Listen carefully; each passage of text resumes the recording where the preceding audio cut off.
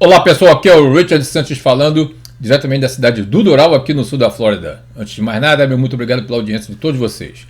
Hoje é dia 21 de junho de 2024. Dias atrás, a deputada democrata do estado de Michigan, que também é um estado democrata, ela foi entrevistada pela Maria Bartiromo na Fox News. Vocês vão ver a entrevista, vocês vão ver o teor, vocês vão ver o quanto ela foi imprensada pela entrevistadora. Vocês vão entender por que a maioria esmagadora dos políticos democratas evitam ou um canal republicano ou um canal conservador. Vocês vão ver. Vai ser um vídeo longo, mas é para quem gosta. E se você gosta, vale a pena você ficar até o final, que vocês vão ver cenas incríveis. Eu sei que vocês vão ler a legenda, mas se possível também, de repente, vale a pena vocês voltarem o vídeo, pelo menos para ver a cara que a Maria Bartiromo faz com as respostas que a deputada dá, tá bom? E se você me vê pela primeira vez, meu muito obrigado. Se você me vê com frequência, me acompanha, você sabe o carinho que eu tenho pelo tempo precioso de todos vocês.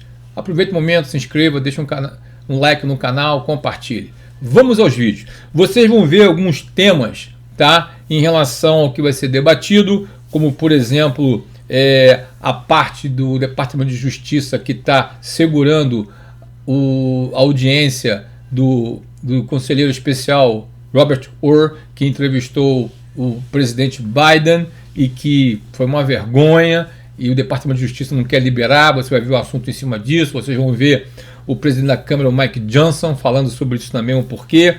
E depois o vídeo vai rolar, a entrevista vai rolar, e vocês vão ver as maneiras como a Maria pergunta à deputada: mas qual o problema? Qual foi o crime que você está acusando do Donald Trump? Sabe?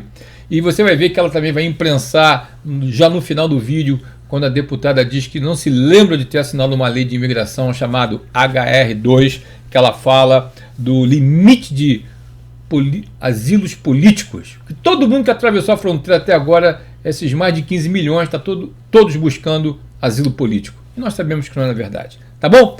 Veja o vídeo, fica até o final que vale a pena.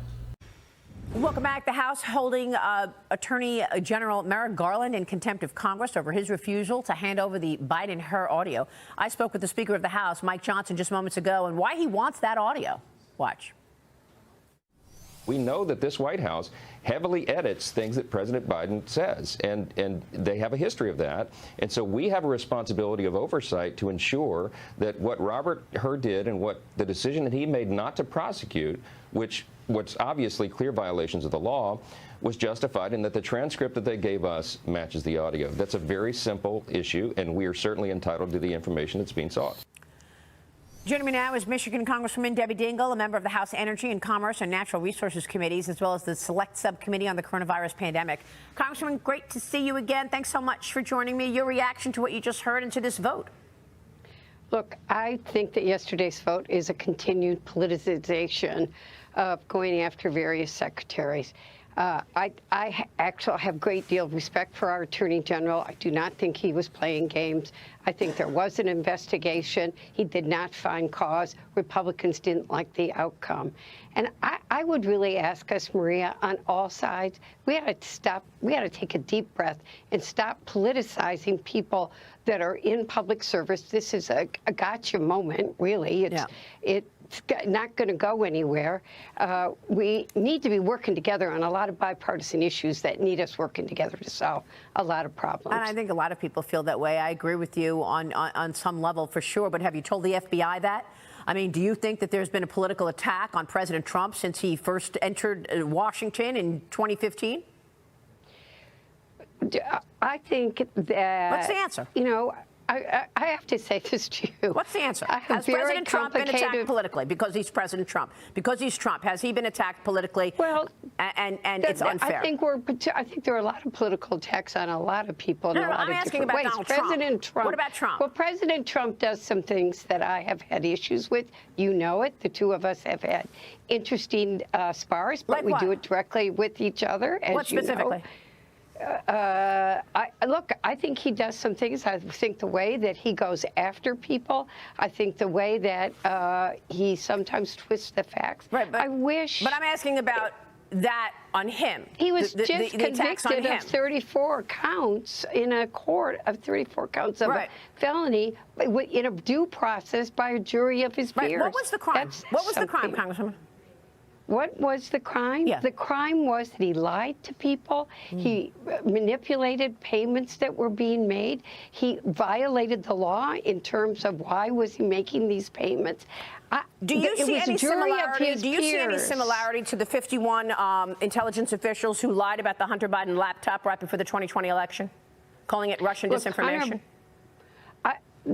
Hunter Biden, by the way, we have a problem on all sides with Russian disinformation, so I'm never going to downplay. I think we but specifically, the Hunter Biden laptop was real. They signed a letter saying that it was Russian disinformation. Is that a similar situation to what President Trump was just convicted of?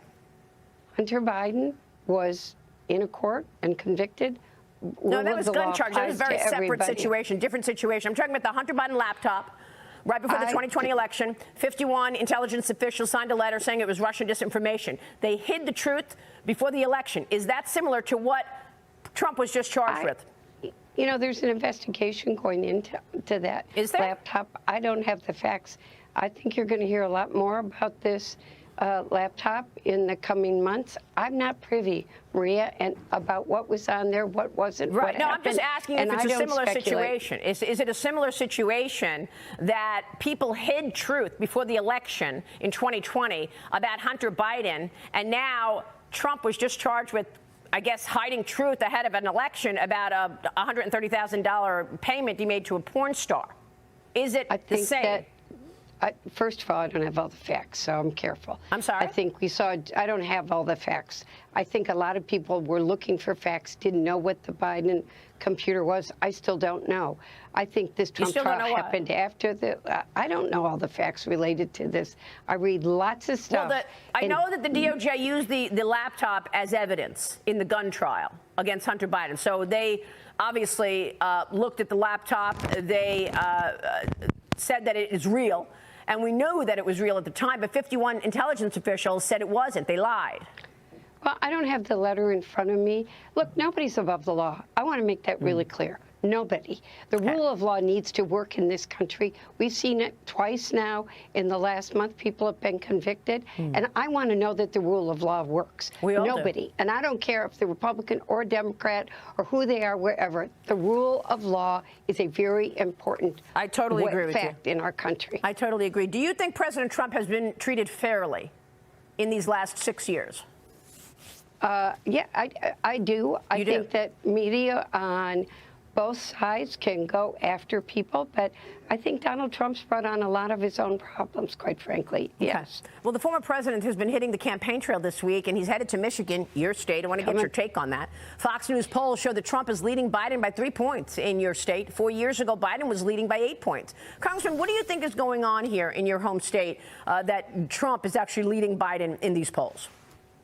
So I think it's early. I think Michigan's a total purple state. You know, I've said that. Maria, you were one of the only people that believed me when I said Donald Trump could win Michigan in 2015. That's right. You said that. And I was right. Yeah, and then it was a competitive race. We are a very purple state. I think Donald Trump understands the insecurities of a lot of people and is very good at talking to them about it. There are a lot of issues in Michigan. It's not just one issue. I think this race in Michigan could go either way.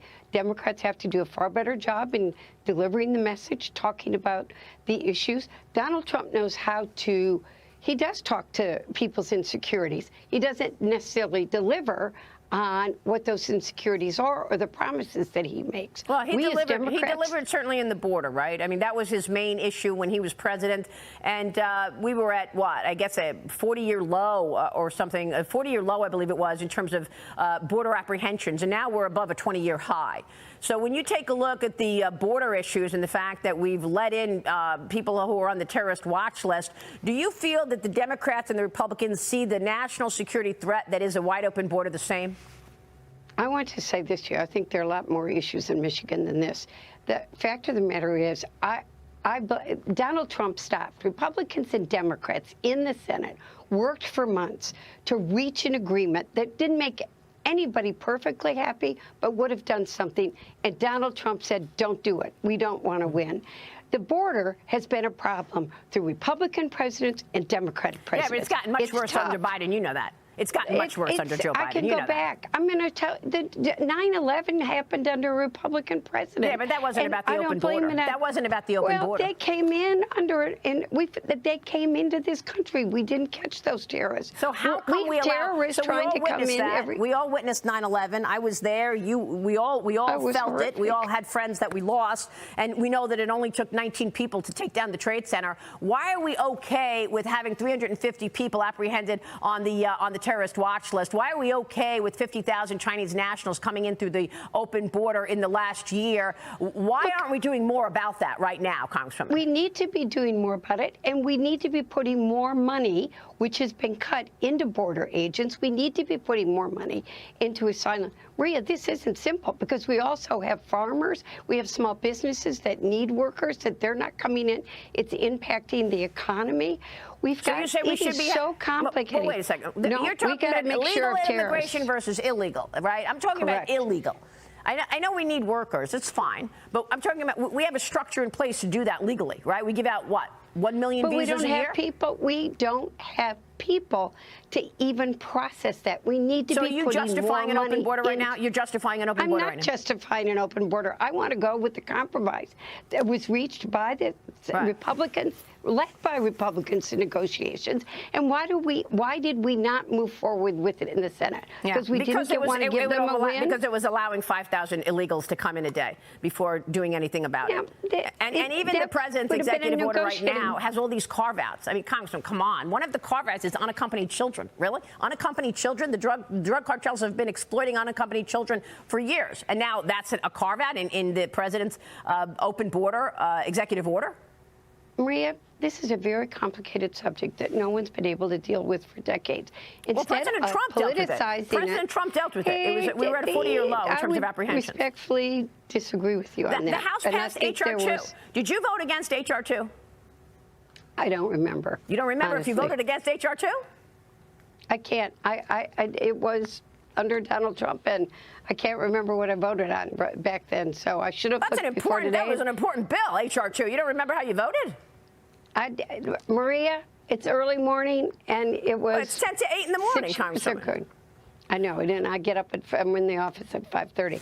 I have to go back. I don't give false facts. Congresswoman, but I want to protect the border. Yes. It is a real issue. We need to be putting the dollars in, and we need to be working together on it instead of politicizing it. And that's what we always do. We do it as a gotcha against each other. Why isn't this an issue we can work together on? I'm talking about 350 people apprehended from the terrorist watch list. I'm talking about 50,000 Chinese nationals having come in the last year. We don't want them to come in. But we don't have people. What is the gotcha? Well, the fentanyl, by the way, is an issue that's killing everybody. Yeah, exactly. But because Republicans will not put the money into what we need to protect the border. Why can't we have negotiations as Republicans and Democrats like they did in the Senate and then move forward and try to move it? Why does Donald Trump said, I don't want that bill, don't do it? That's not okay either. Well, that's not solving the problem. Well, we need a solution.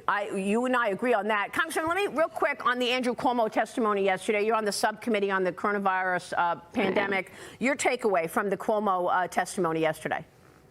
We're continuing to go after the facts. This select committee for me is a very important committee. There were clearly things that need to be investigated. We need to be transparent on everything. What I don't want this committee to do, it gets there sometimes, is to be so political and politicized that we're undercutting people's confidence in public health. People aren't getting the vaccinations they need, like measles. We're seeing measles come back again. We need to make sure we're protecting people in nursing homes, learning and not letting what happened then happen again in the future, because it's not if there'll be another, it's when. Yeah, it's very scary to think that way. That's true. And that's why we're also afraid of a potential 9/11 attack, which is what some of your colleagues are talking about right now. Congresswoman, it's always great to see you. We so appreciate you taking on the tough issues. Always, Debbie Dingell. E aí, o que vocês acharam?